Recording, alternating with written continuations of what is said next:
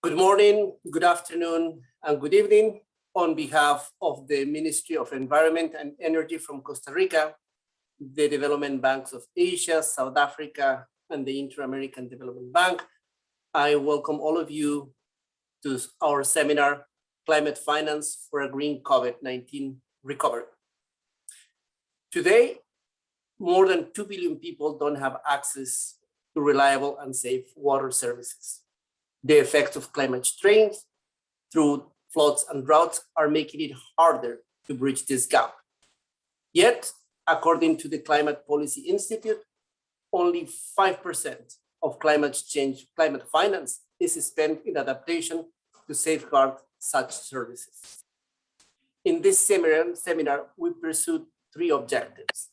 First, to make the case for building back better, but not only for building back better, but building back different. And by that, we mean building back greener. Second, to learn about risks and solutions that have worked for a green climate recovery. And third, to highlight key elements such as innovation and inclusion in the way forward. Let me introduce you Desijin Nabu. He is the CEO of the Water Research Commission. He will be moderating this first session. I'll leave you in good hands. Desijin, the floor is yours.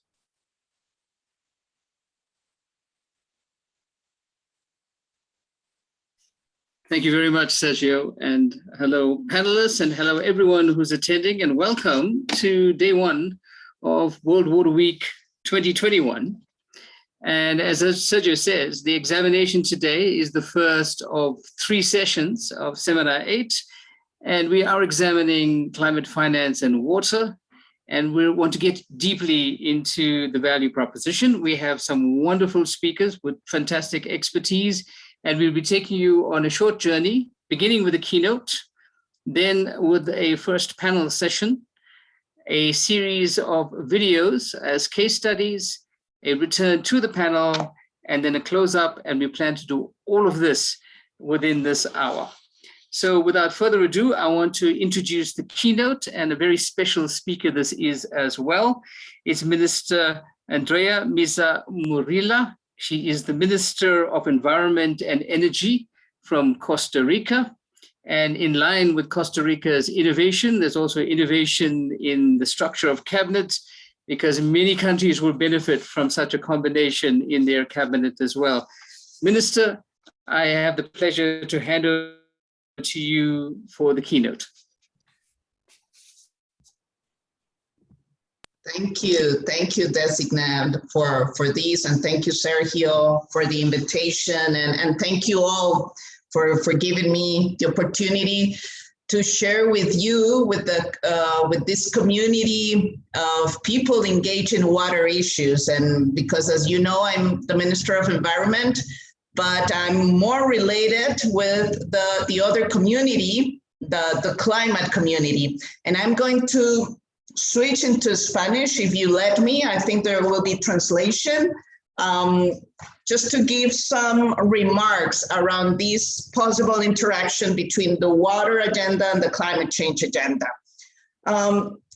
Y en este contexto, un poco solicitamos en el marco de esta oportunidad, de esta conversación y de la Semana del Agua, algunas reflexiones.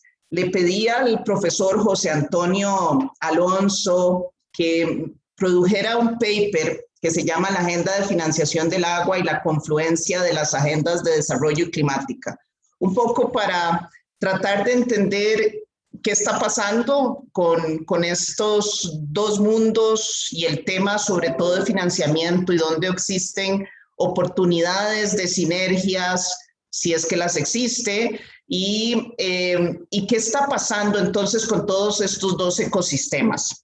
Yo creo que los primeros elementos claves que tenemos que traer a la mesa es que cuando escuchamos, y recientemente escuchamos el resultado del IPCC, del Panel Intergubernamental de Cambio Climático, que nos hace este llamado y este sentido de urgencia clara desde la ciencia. Si queremos alcanzar la meta del 1.5, necesitamos hacer transformaciones radicales, transformaciones estructurales en nuestras economías, y esto nos abre una oportunidad muy importante cuando hablamos de inversiones en materia sostenible que tienen que estar alineados con los objetivos del Acuerdo de París, y ahí tenemos un elemento clave que nos dice, pero necesitamos hacerlo de una manera muy rápida en esta década si queremos realmente alcanzar esa meta. Pero el otro gran punto que está sobre la mesa es que a pesar de que podemos y todavía tenemos esa oportunidad de alcanzar la meta del 1.5, está claro que ya estamos vivenciando los efectos del cambio climático y que entonces globalmente necesitamos avanzar rápidamente hacia más esfuerzos en materia de adaptación. Y creo que este es un elemento crítico donde empezamos a ver mucha de esta convergencia de la posibilidad entonces de la movilización de recursos en estas dos agendas. Ese sentido de urgencia, de esa acción crítica que debemos hacer en este momento y donde necesitamos comenzar a entender cuáles son inversiones claves en infraestructura sostenible, en infraestructura que nos permita alcanzar los ODS y que esté alineada con París. Y aquí tenemos una serie de oportunidades de trabajo conjunto, de un enfoque mucho más sistémico, de dejar de hablar del mundo del agua por aparte, del mundo climático por aparte, y de la agenda de desarrollo como si estuviéramos trabajando en silos, y empezar a lograr estos enfoques integrados mucho más sistémicos, es decir, vamos a alcanzar un desarrollo sostenible siempre y cuando sea un desarrollo que sea coherente con las metas del Acuerdo de París, y aquí es una de esas primeras oportunidades de integración de estas agendas, y necesitamos, aunque vamos a hacer muchas inversiones en materia de descarbonización y de reducción de emisiones, donde incluso en la agenda de descarbonización tenemos oportunidades también de tener esta interacción con el mundo del agua, necesitamos fuertemente avanzar con los temas de adaptación y necesitamos radicalmente lograr ese 50 y 50% de los fondos que estamos dirigiendo en este momento en la agenda climática a la agenda de adaptación. Estos son elementos críticos y que nos abren estas oportunidades de sinergia de estos dos mundos. Y en esa línea, cuando hablamos de esa infraestructura, hago otro llamamiento importante a esta comunidad, y es que entendamos los beneficios que nos trae también las soluciones basadas en naturaleza, como una forma muy costo efectiva justamente de lograr tener impactos en esa agenda del agua, esos ecosistemas que proveen servicios que nos garantizan entonces tener disponibilidad de agua, enfrentar mejor los efectos de eventos hidrometeorológicos extremos, y al mismo tiempo lograr entonces atacar esa otra gran crisis global que estamos viviendo, que es la de biodiversidad. Yo creo que un elemento crítico es mirar que estamos viendo un aspecto en donde necesitamos tener una sola salud, y aquí esto es clave, ese enfoque de One Health que estamos escuchando y que nos parece muy oportuno también cuando vemos esta visión sistémica. Si queremos sociedades y economías sanas, necesitamos ecosistemas sanos, y si queremos estos ecosistemas sanos, el tema de la gestión integrada de los recursos hídricos juega un rol fundamental en todo este proceso. Y ahí, bajo esta visión, ese es un primer aspecto crítico. Si logramos hacer esta transformación, es avanzar hacia enfoques más sistémicos y complementarios de estas agendas, vamos a lograr alcanzar estas transformaciones requeridas en esta próxima década.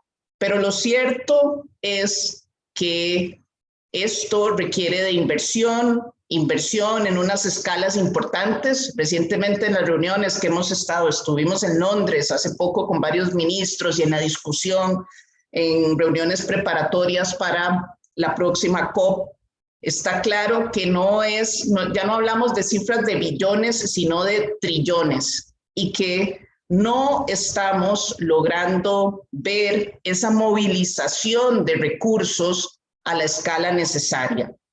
Y esto, bueno, necesitamos generar mucho más confianza, está siendo uno de los temas críticos, sin duda. En materia climática hablamos de la meta de los 100.000 millones de dólares anuales, pero incluso si logramos cumplir con esos compromisos, que son los compromisos mínimos realmente para avanzar en estas transformaciones, los requerimientos para lograr esta sociedad más sostenible, esta sociedad más equitativa, la implementación al final de estas dos agendas de materia sistémica, de forma sistémica, la agenda de los ODS con la agenda climática, incluso ahí vamos a requerir esta movilización en escalas que no tienen precedentes. Y nuevamente, primero, los mínimos es que tengamos un poco más de coherencia y necesitamos señales claras de los países cooperantes, de los países desarrollados, para ver que estamos cumpliendo con unos mínimos de aporte en los esquemas de financiamiento. Esto es a veces un elemento fundamental en el contexto actual en el que estamos. Pero aún así está claro que requeriremos de nuevos esquemas más novedosos y de innovación. Y aquí otra vez las posibilidades que estamos viendo en esquemas que permitan generar condiciones habilitantes para la movilización de recursos privados se vuelve un elemento interesante, pero nuevamente a partir de las lecciones aprendidas que estamos viendo con el blended finance y de las posibilidades donde se mueven los recursos en la materia climática. Vemos que claramente hay sectores que tienden a ser más atractivos para este capital privado y donde entonces hay que ser muy conscientes y muy coherentes de que esa posibilidad de movilización de recursos privados pues logra cubrir ciertos espacios, ciertos subsectores y que no puede convertirse en la panacea para muchas de las actuaciones. La gran discusión es cómo logramos movilizar más de este financiamiento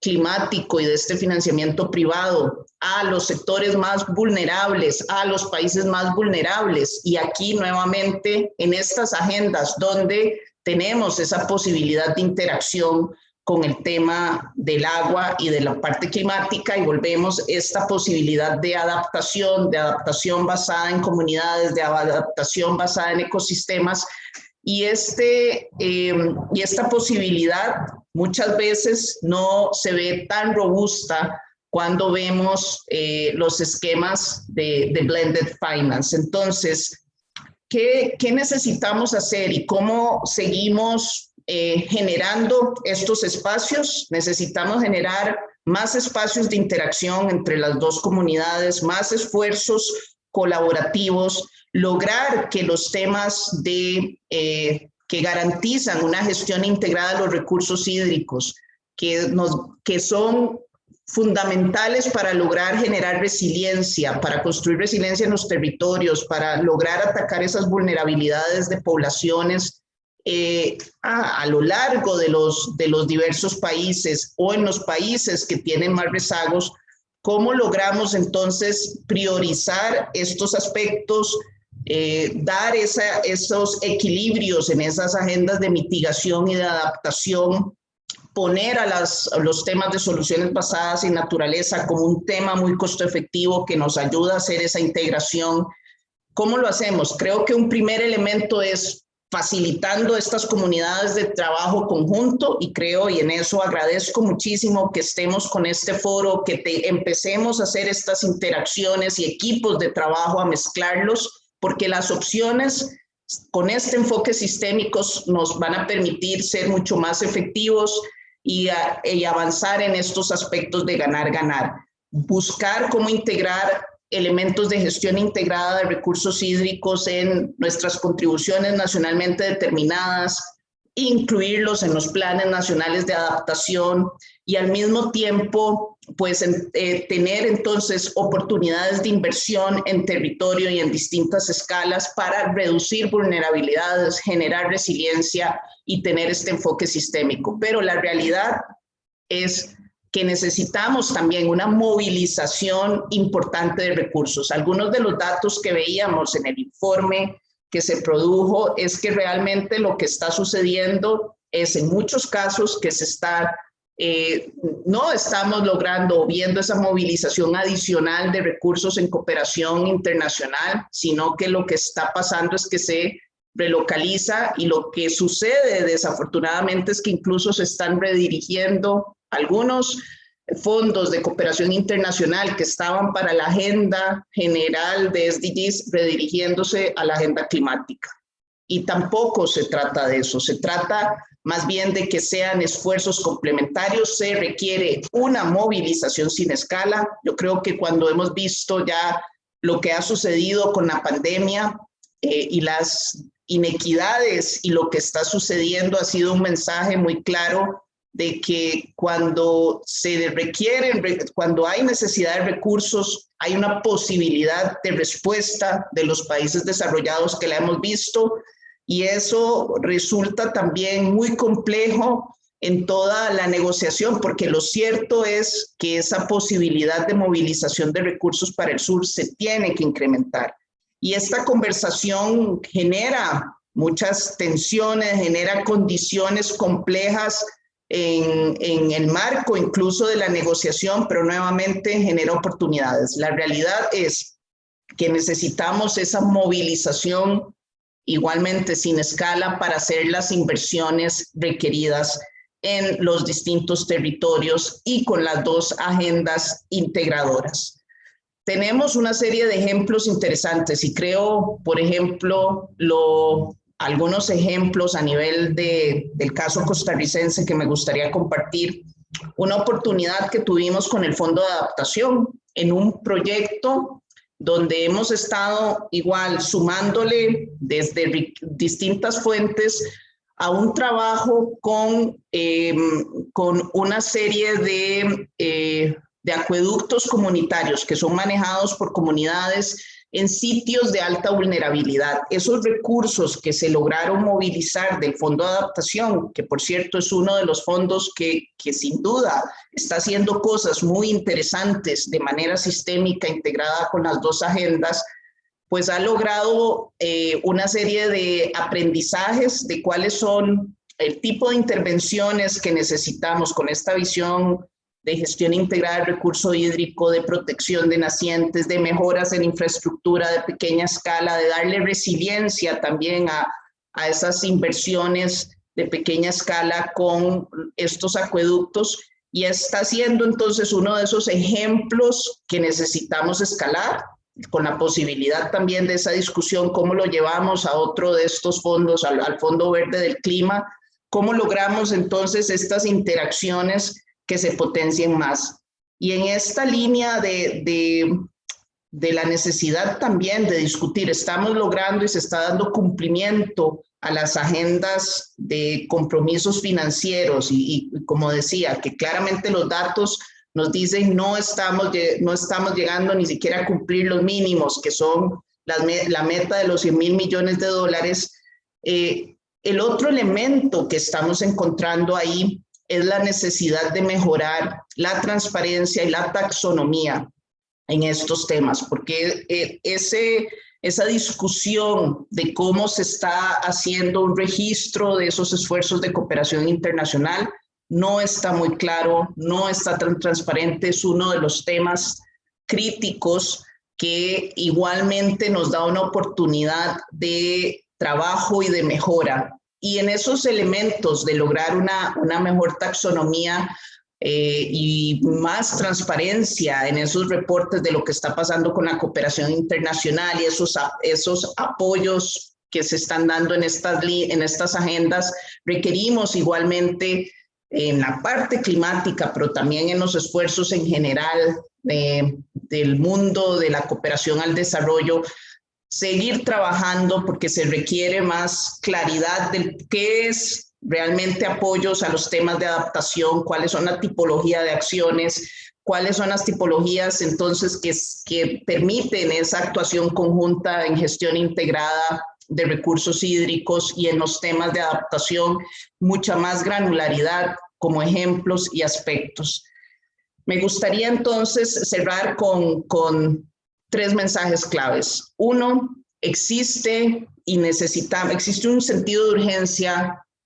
Necesitamos hacer transformaciones críticas para lograr sociedades descarbonizadas, resilientes, y esto nos da la oportunidad de inversiones importantes en materia de infraestructura, donde el tema asociado a la gestión integrada del recurso hídrico debe ser parte de estos esfuerzos, tanto en la agenda de adaptación como en la agenda de reducción de emisiones. Recordemos que incluso los temas de saneamiento tienen impacto en emisiones y ahí tenemos oportunidades críticas también de mejora importante. No es solo la agenda de adaptación donde encontramos esas posibilidades integradas, sino también en la agenda de mitigación. Es crítico que esto lo veamos en un conjunto de acciones donde las soluciones basadas en naturaleza juegan un rol y juegan un rol muy importante de costo-efectividad. Necesitamos seguir movilizando recursos adicionales. Esta transformación y estas inversiones necesitan que esta movilización de recursos públicos y privados se dé en una gran escala y requerimos seguir trabajando conjuntamente con un enfoque sistémico. El trabajo en silos no nos va a llevar a las transformaciones sistémicas. Las inversiones tienen que estar alineadas con estos grandes esfuerzos de descarbonización, de reducir vulnerabilidades e inequidades, y sin duda la gestión integrada de recursos hídricos puede jugar aquí un rol fundamental. Yo lo dejo ahí. Muchísimas gracias.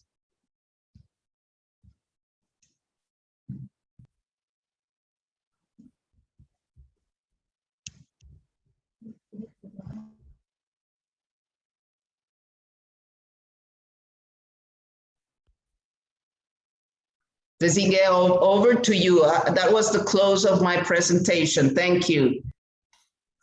Thank you very much, Minister. Thank you very much, Minister. Thank you very much, Minister. Thank you very much. My apologies, I'm getting used to the system. Excellent messages. And I think we are in a very good position to plunge straight into the panel discussion. You have set such a beautiful platform. So colleagues, it gives me great pleasure to invite a few people onto this platform immediately. I am going to introduce one by one with a question, if you don't mind. So we're going to plunge straight into it. And the first member of the panel that I'm going to call upon is Salim Fakir. Salim is the Executive Director of the African Climate Foundation. His bio is available on the system, and you can learn a lot more about him. Salim, let's plunge right into it, because the minister has hit the nail on the head, hasn't she? She says, we've got this $1 trillion target that has to be reached if we're going to make any meaningful difference.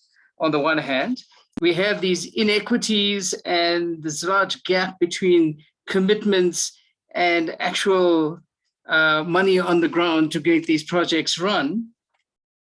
We have more vulnerable places in the world compared to others because we have to be alive to this. So how can Africa and other parts of the developing world attract more funds to engage with the climate conundrum and to help build resilience? So I think this is a good question, and I really enjoyed the minister's speech. I would say that we have to take a long view, and that there has to be a whole economic approach to dealing with the issues of not only climate resilience, but mitigation. And I think it's fair to say that trying to depend on pockets of climate finance or climate funds to solve what our whole economic issues are is going to be a small dent. We're solving big problems with very small amounts of money. So the real, I think the game here is to really try to reorientate the nature of both public finance and private finance and the flow of this. And it's rather better to speak about reorientating finance towards meeting a set of climate objectives, rather than talking about climate funds as if they were going to provide you with the whole solution, because they won't. So unless you embed the nature of finance to solving whole economic questions, tilted and orientated towards a very strong set of climate objectives, which includes proofing key sectors in the economy, particularly agriculture, ocean economies, and cities in ocean areas, particularly water resources in critical parts of the economy, you are basically going to fiddle at the margin. So governments have to take this as less of an environmental issue, but more of an economic development issue. Integrate the climate risk lens in a broader set of economic tools, and then try to figure out ways in which to attract new kinds of investments in either physical human infrastructure, but also ecological infrastructure. It's very hard to, often in some cases, to monetize ecological infrastructure. It's easier to fund physical infrastructure.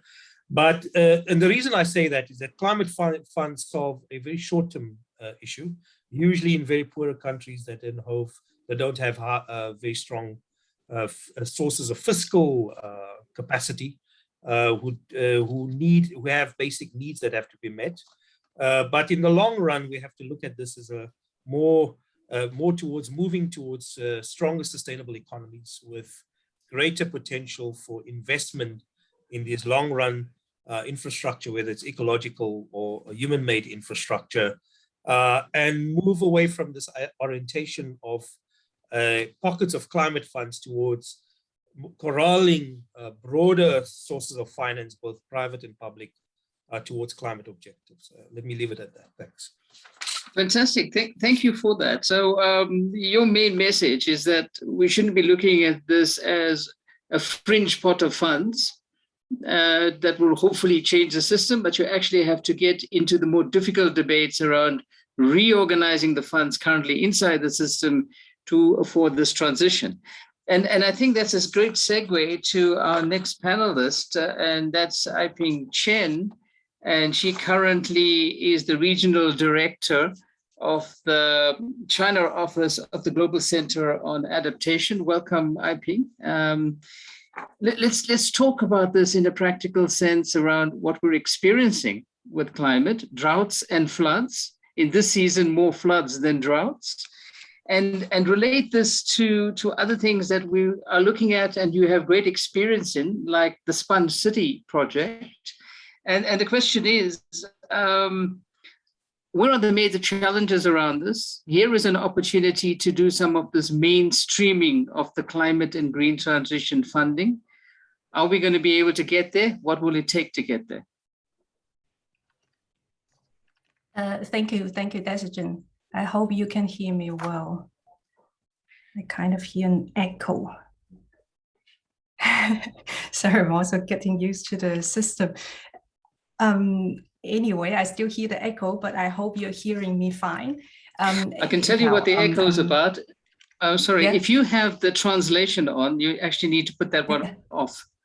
That's where it's coming from. I need to put that one off.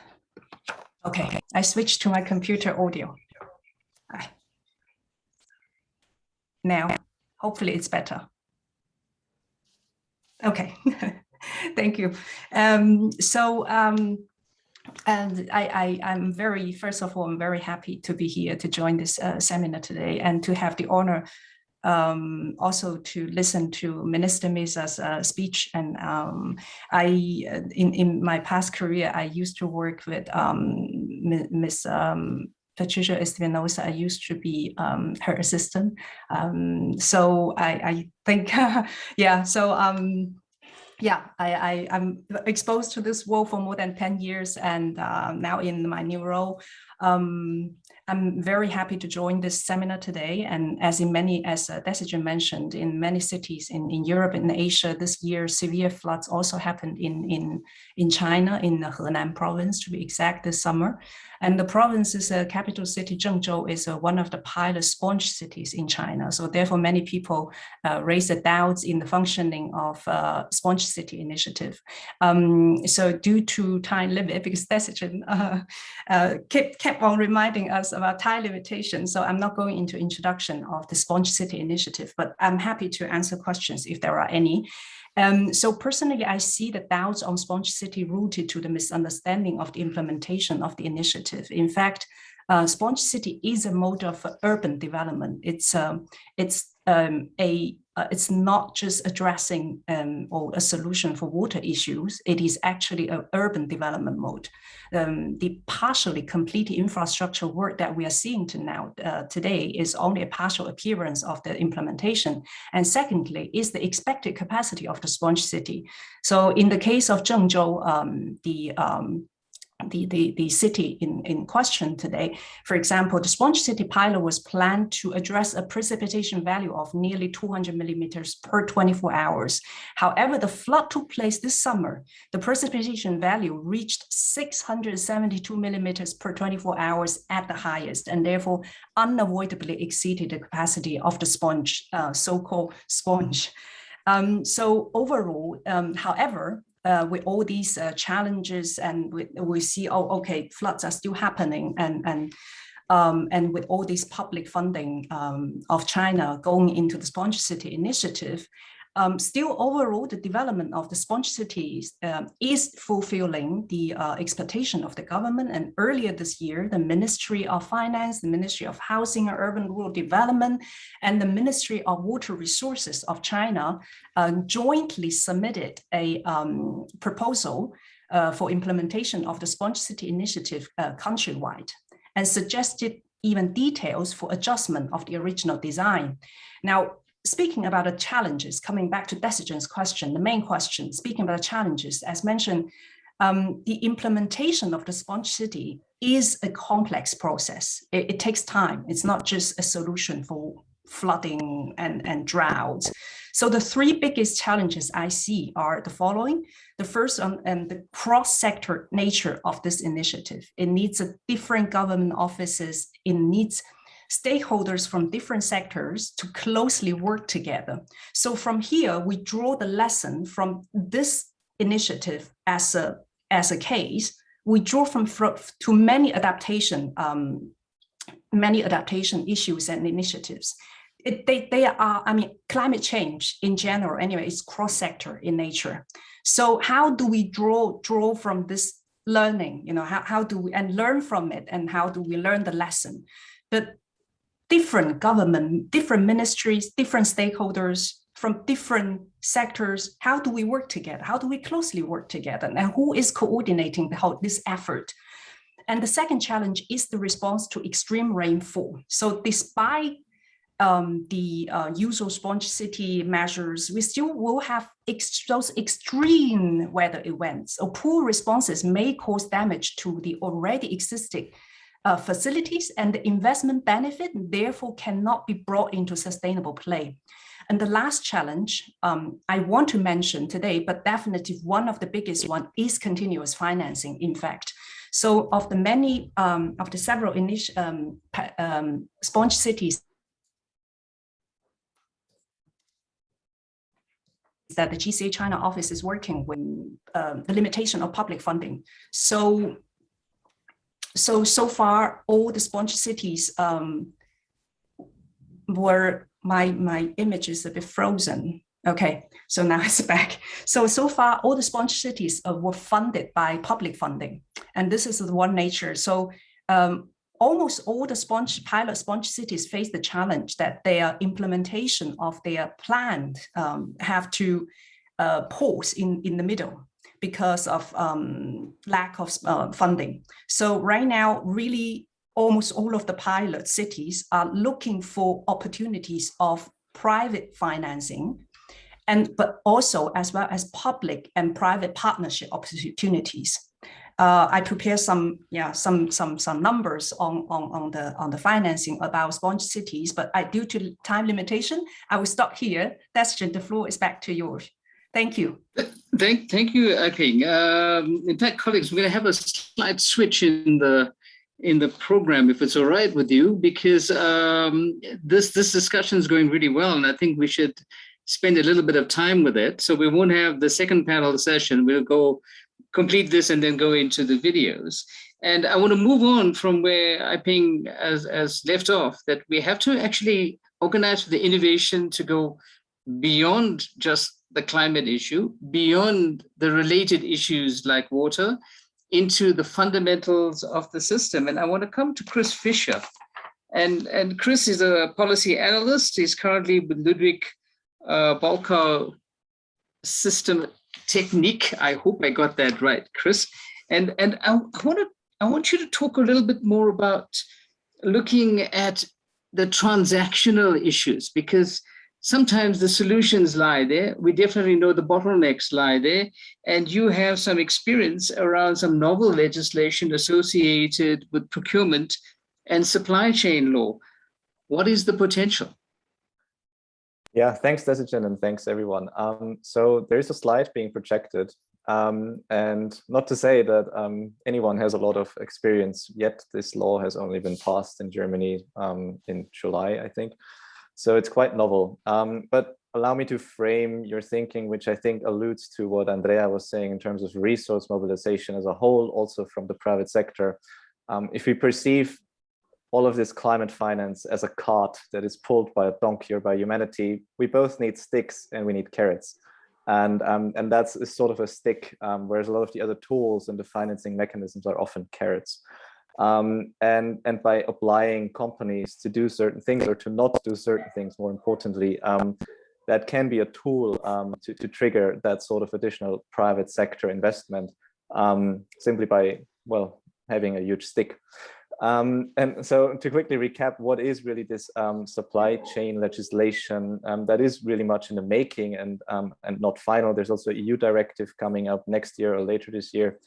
So this is sort of the German approach to it now. And companies with a legal representation in Germany or in a given country then are obliged to fulfill their global responsibility in terms of human rights and environmental standards. And if they don't, in the German case, they can be sued, or they can be fined, or they can be even excluded from public procurement for a couple of years, depending on the severity. Generally, laws with these kind of provisions, if applied appropriately, if enforced appropriately, they can be very powerful tools for supply chain water stewardship and trigger that sort of investment. And that comes from a perspective, if we take a step back, we need to acknowledge that 70% of water withdrawals occur in agricultural supply chains, 20% in industrial supply chains. So the bulk of water withdrawals is due to economic activity. And globally, 3 out of 4 jobs depend on water risk being at a certain level. So companies have simply a major role to play, and they also have an economic rationale to do that in the most climate resilient way when it comes to water resources. And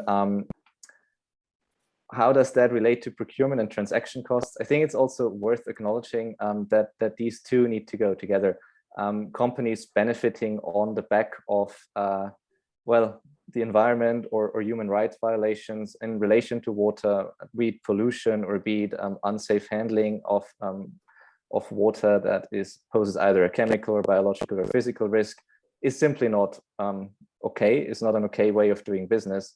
And it's also maybe not the best case scenario for companies, but it's simply the morally appropriate and also the climate finance appropriate thing to do, to simply oblige those companies to not do certain things or to invest into certain practices. And what the German supply chain law aims to do here is it prohibits water pollution and excessive water consumption as soon as that relates to food production, as soon as that inhibits access to drinking water, to sanitary facilities, or just very directly harms a person's health.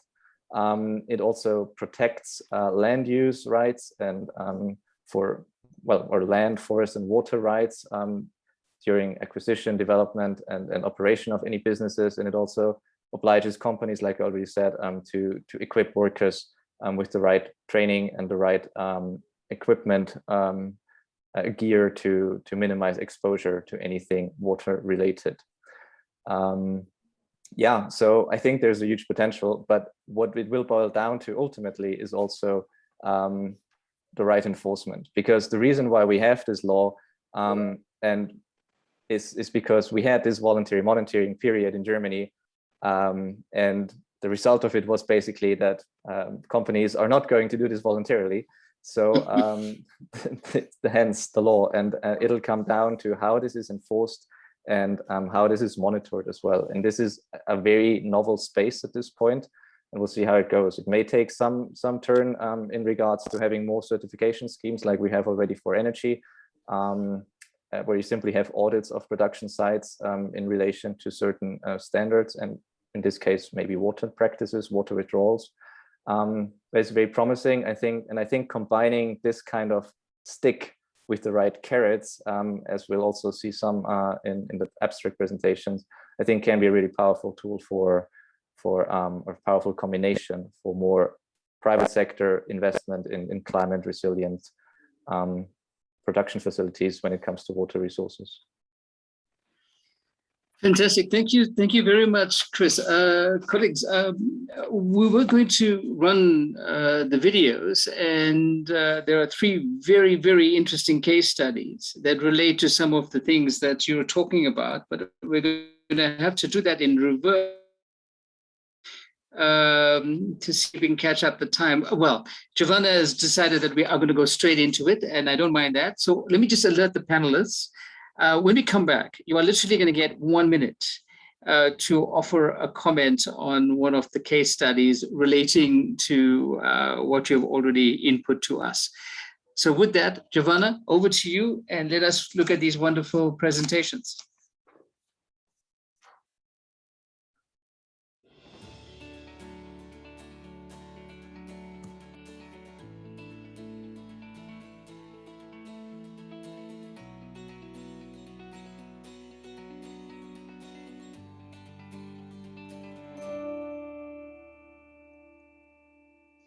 Hola, un saludo muy especial de Nature Conservancy y la Fundación Moore.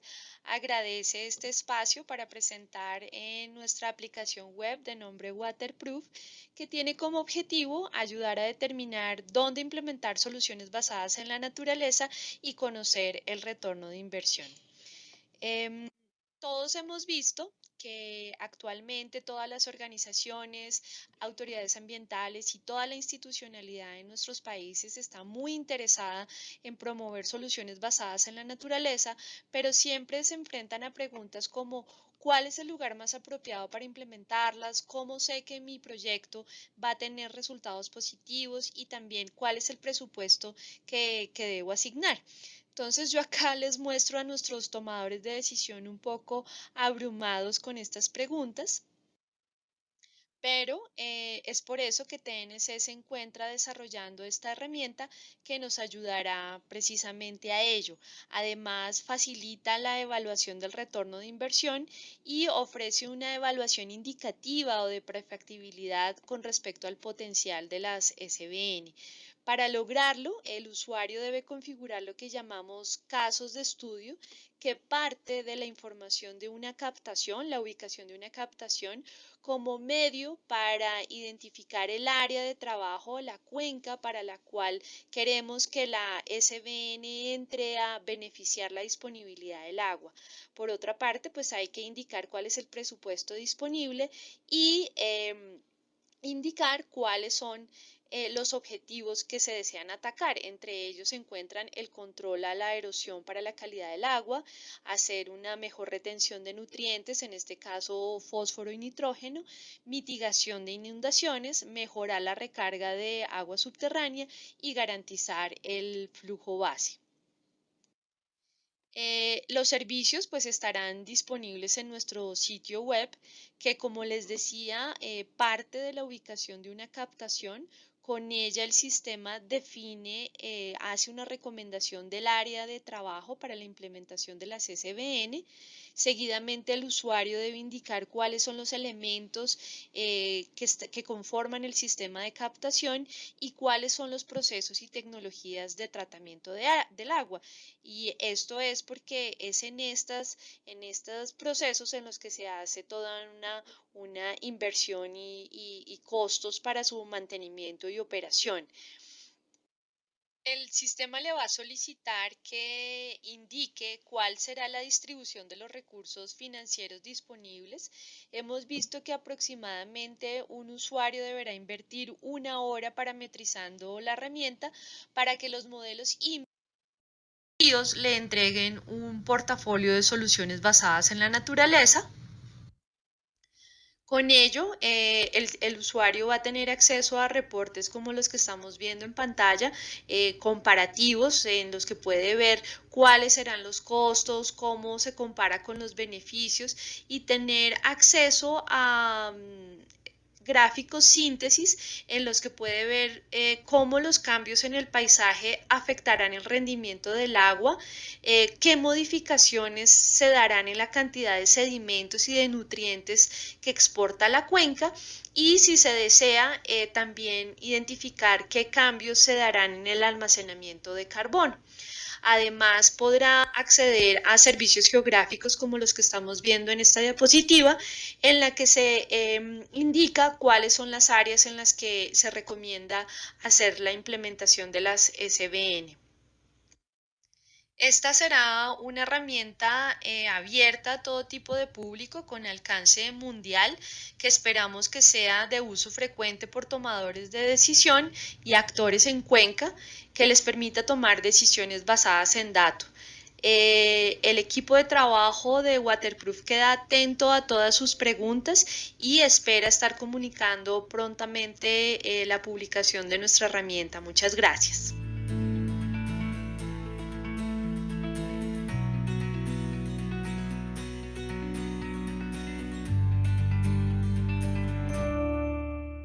The Cubango-Okavango River Basin (CORB) Fund is a hybrid impact investment fund. Its offshore impact endowment vehicle is structured to attract private investment of $250 million. The impact endowment concept attracts both private donations and investment. The CORB is a critical ecosystem, rich in wildlife and, as a near-pristine river basin, virtually unique in the 21st century. In 2019, the CORB Fund was registered as a company in Botswana. It is an independent hybrid fund that enhances livelihoods and improves ecosystem resilience. The fund's investment structure incorporates a sinking vehicle and an innovative impact endowment vehicle. In 2016, the Permanent Okavango River Basin Water Commission, OCACOM, commissioned the design of a sustainable financing model for the CORB to support equitable benefit sharing across Angola, Botswana, and Namibia. This led to the establishment of an innovative hybrid fund structure designed into perpetuity. It disperses funding into social and environmental interventions which will contribute to a green and socially just COVID-19 recovery. The hybrid fund makes use of two investment vehicles. Firstly, a sinking vehicle domiciled in Botswana invests the seed funding of $20 million in liquid money market products to establish the fund's organization. Secondly, an impact endowment vehicle will be established offshore. It receives both donations and investment with a target of $250 million. Impact investors seek both social and environmental impacts, as well as financial return. Therefore, the capital is invested in a mix of listed debt and equity instruments, and annual net income is disbursed to the fund account in Botswana. The impact endowment ensures the sustainability of funding flows for interventions, whilst generating both financial returns and impact metrics. This innovative fund structure results in a projected benefit-cost ratio of 10 to 1 and economic rate of return of 83%. The Kubango-Okavango River Basin is a unique global treasure. A sustainable financing mechanism has been established to protect the Corb and its inhabitants. This model incorporates a sinking vehicle and an innovative impact endowment vehicle with a capitalization target of $250 million. The Corb Fund is expected to generate a benefit-cost ratio of 10:1 and an economic rate of return of 83%. Thank you.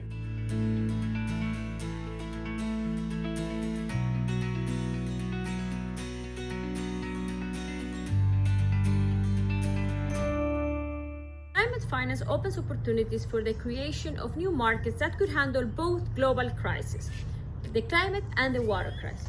However, this is easier said than done. There are two systemic barriers we still need to tackle: transaction costs and transition-related implementation risk, which are barriers also for vulnerable communities and private sector alike to access climate funds. It is urgent to find a way to unlock the untapped potential of the private sector as a source of finance, expertise, and capacity to innovate. In the period 2017 to 2018, only 5% of the total global climate finance flows were investments in adaptation, and of those, only 1.6%, equivalent to 500 million, were private sector investments. But what are these systemic barriers, and how do we deal with them? Transaction costs are all the costs involved in making an investment possible. All project preparation costs, for example, feasibility studies.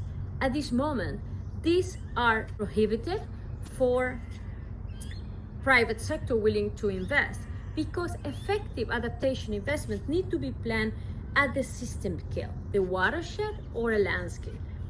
Now, transition-related implementation risks, they stem from the innovative nature of most adaptation technologies or approaches, for example, nature-based solutions. To identify leverage points for greater private sector participation, I've made a review of the 10 last years of global climate finance flows and of the project portfolio of 3 large multilateral climate funds: the pilot program for climate resilience, part of the Climate Investment Fund, the Green Climate Fund, and the Adaptation Fund. From this review, along with an analysis of pioneering experience from around the globe, I can assure you that we can deal with these systemic barriers. But how? We can reduce transaction costs by designing, pilot, testing, and upscaling innovative governance structures that enable collective investments at watershed level. For example, collective investment schemes like water funds, ecosystem markets, and parametric insurance schemes for ecosystems. We can also make this possible by sharing and reducing transition-related implementation risk.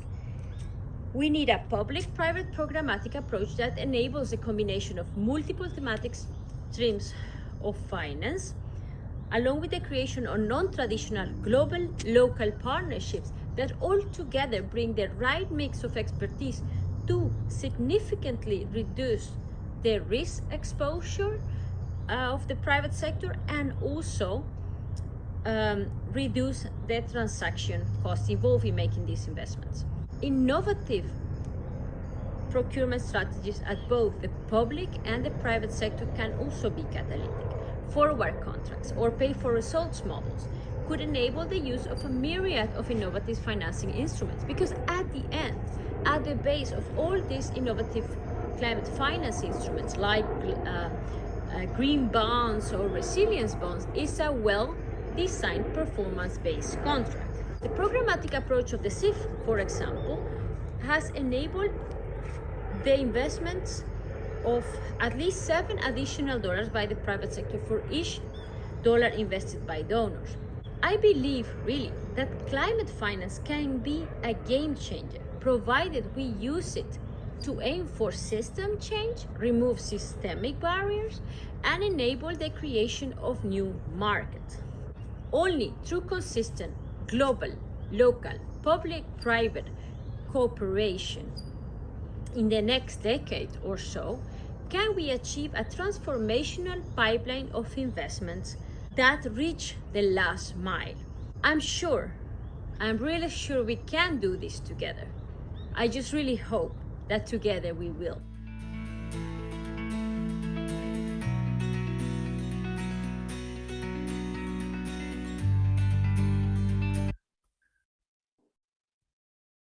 Thank you so much for that. That was really brilliant. I'm sure you will agree. And congratulations to those three teams to be able to do this. Colleagues, we are very squeezed with time, so I am going to take on your discipline and ask you for your 30-second final remark, and if you can, to have some reflection on what you have just seen. So we're just going to go in this order of Salim, Aiping, and Chris. And then, Minister, I'm going to challenge you to do it in 30 seconds as well to follow there, please. Off you go. So I'll talk about the core, and I think the perspective on economic rate of returns must not be misunderstood as what are also perceived in financial terms, internal rate of returns, which private sector are looking at more short-term returns, whereas economic rate of return is a more longer-term outcome. So the high figure that has been presented must not be misconstrued to be the same as a financial rate of return. And I think this is the challenge that the Corp Fund will have in that you want investors that want a quick return within a short period of time, whereas people like ourselves who are looking at social impact, which are cost benefits in the longer term, which is the economic rate of return. These two concepts are fundamentally often in conflict with each other. Thanks. Thank you, Salim. Aiping. Yes. Thank you. So 30 seconds, I got it. I don't need to say that this is a very useful tool, waterproof. My comments will be on the tool waterproof. And it's a very useful tool, and especially it came just right on time especially with the CBD COP15 just around corner. So I will go straight to the one suggestion. I don't know whether the issue of ownership of data has been also taken into consideration, because based on my experience of working with China, especially government offices and government-owned institutions, how much data to expose, and also to which extent and what kind of data to with whom is often a concern cooperating with them. So I just want to suggest to take into consideration the ownership of data.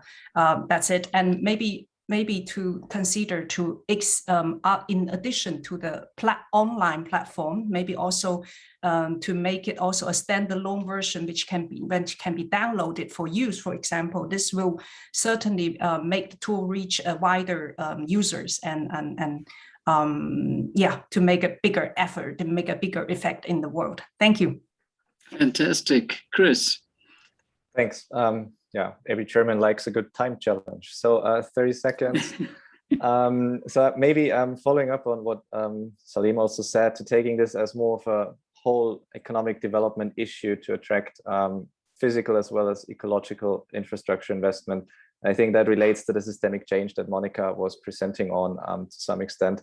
And on that note, I'd like to draw everyone's attention also that legislation can go a long way for that systemic change, such as the EU taxonomy that is also implemented over the coming years. Let's see how that goes, as well as supply chain legislation, for example, for single markets.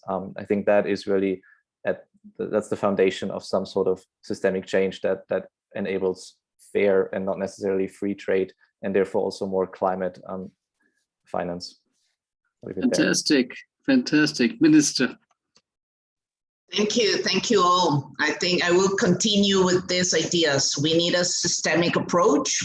We're talking about development, and it's what kind of development do we want? And we need to align every investment and infrastructure to the kind of development that we want, which needs to be decarbonized and resilient. And in this interaction, we will have the chance also to integrate with water issues agenda. So this systemic approach, it's critical. We need to mobilize trillions, public and private money, And there's a big issue that we need to address with taxonomy. We need to green the financial system. This is the critical challenge that we have if we want to achieve SDGs and Paris Agreement goals. Fantastic, Minister. Colleagues, in the minute I have left, I want to thank all of you for amazing presentations, terrific case studies from the teams, and also to the Seminar 8 team. Thank you so much for the brilliant work that you've done to put this together. You know that we have in line tomorrow and the day after a continuation of the story. We invite all of you into that narrative. We know what we need to do. We want to make a new greenback, Minister. I like that idea, a greener greenback. We also know that we don't have too much time to waste on this. The latest IPCC report says we've got to stop fiddling now. We've got to stop messing around. It's time for action. And we're all hopeful that this Stockholm World Water Week is a platform we're going to remember around launching the actions that we need around green finance and a green transition to a more resilient world. Thank you all so much. Good morning, good day, and good evening. Thank you. Thank you. Excellent.